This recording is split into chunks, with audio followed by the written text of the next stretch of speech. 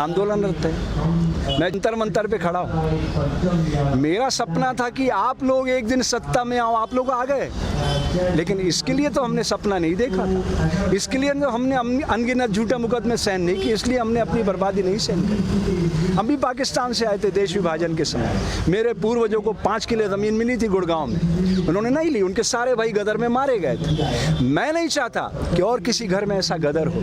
Please आप मेरी भावना समझिए नरेंद्र भाई, आपने कोई बलिदान नहीं दिया देश के लिए, आपके घर से कोई मरा नहीं है। जिनके घरों में लाशें बिछती है ना, वो उस दर्द को जानते हैं। तो इस दर्द को समझिए नरेंद्र बाबू, इसमें आपका, मेरा, समाज का, देश का, मानवता का हित निहित है। आप भूल गए अपने धर्म को। राजनीति में शुचिता लाने के लिए मैं यहाँ खड़ा हूँ। मेरे को फेसबुक पे लोग बहुत गालियाँ देते हैं, सारे साधु लोग मेरे से बहुत लड़ रहे हैं कि तुम देश के गद्दार हो गए हो, मुसलमानों के साथ खड़े हो। मैं आपसे पूछना चाहता हूँ, आप कौन जाति के हो नरेंद्र भाई? अगर मैं ये कहूँ हिंदू मुस्लिम सिख ईसाई समझो अपनी शान को, मजहब की दीवारों में मत बांटो हिंदुस्तान को, तो मैं ठीक कर रहा हूँ? मैं देश को बांट रहा हूँ।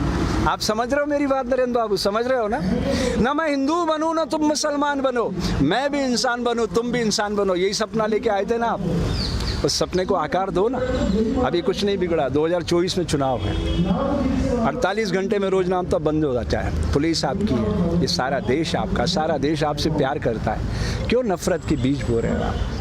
मैं अंत में इतना कहना चाहता हूँ मेरे दोस्त नरेंद्र बाबू, प्रकृति सदैव हिंसा का फल दुख, दया का फल आनंद बरसाती रहती है। इसके खिलाफ मैं जानता हूँ ये देश आपका कुछ नहीं बिगाड़ सकता, क्योंकि आपके पास 303 लोग, लेकिन उस कायनात की शक्ति को आप जानते हैं ना। आपको तो अच्छे से पता है अटल जी की मौत कैसे हुई। बोल दूँ मीडिया पर, लाल टपकती रही, अंत में 2 दिनों तक आपने एम्स में छुपाए रखा उनकी मौत को, मालूम है ना? ऐसी मौत मरना चाहते हो क्या आप? अरे अच्छे इंसान बन के मरना, दुनिया रोए, हंसते हंसते जाइएगा। कबीरा, जब हम पैदा हुए जग हंसे हम रोए, ऐसी करनी कर चलो हम हंसे जग रोए। ऐसे मरोगे लाल टपकाते टपकाते, आपको अच्छा नहीं लगेगा। ये राम मंदिर का सपने की स्क्रिप्ट किसने लिखी थी? अटल जी ने। उसके निदेशक कौन थे? आडवाणी जी। और आप उसके मार्केटिंग हेड थे, याद है ना? उसी रथ पे खड़े होकर चिल्लाते थे आप। मुझे तो एक एक दृश्य याद है। मुझे वो भी याद है 25 जून 1975 की रात, दरमियानी रात, जब कलेक्टर ने मुझे बुलाया था और आप आदिपुर भाग गए थे। मुझे एक एक दृश्य याद है नरेंद्र बाबू, मैं भूला नहीं हूँ। इसलिए आपको याद दिलाना चाहता हूँ दोस्त, ये समय फिर नहीं आएगा।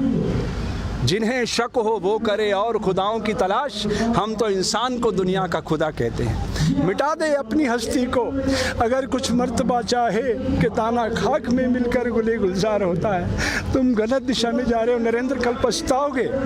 आज जहां हम हैं कल कोई और था, ये भी एक दौर है, वो भी एक दौर था, कितने और कितने चलेगा। वो डोवाल कह रहा था, अजीत बाबू, वो क्या नाम है उसका तुम्हारा NSA वाला, क्या कह रहा था वो? इतिहास लिख रहे हो आप, ये और इतिहास शक्ति से लिखा जाता है। आप भूल रहे हो नरेंद्र बाबू। ये आंसू देख रहे हो ना, अहिंसा और सत्य के आंसू है। महात्मा गांधी, तुम्हारे जैसे लाखों करोड़ों नरेंद्र खड़े हो जाए ना एक पलड़े पे, महात्मा गांधी के समक्ष एक तिनका भी नहीं है। पता है क्यों?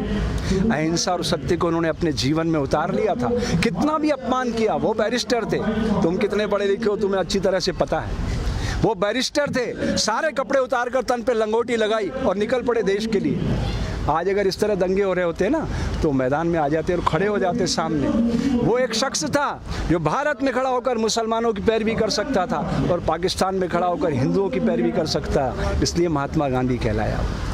आप नहीं बन सकते इतिहास पुरुष, कूड़ेदान में फेंक दिए जाओ। इसलिए अपनी शक्ति को पहचानो दोस्त, आज नहीं तो कल।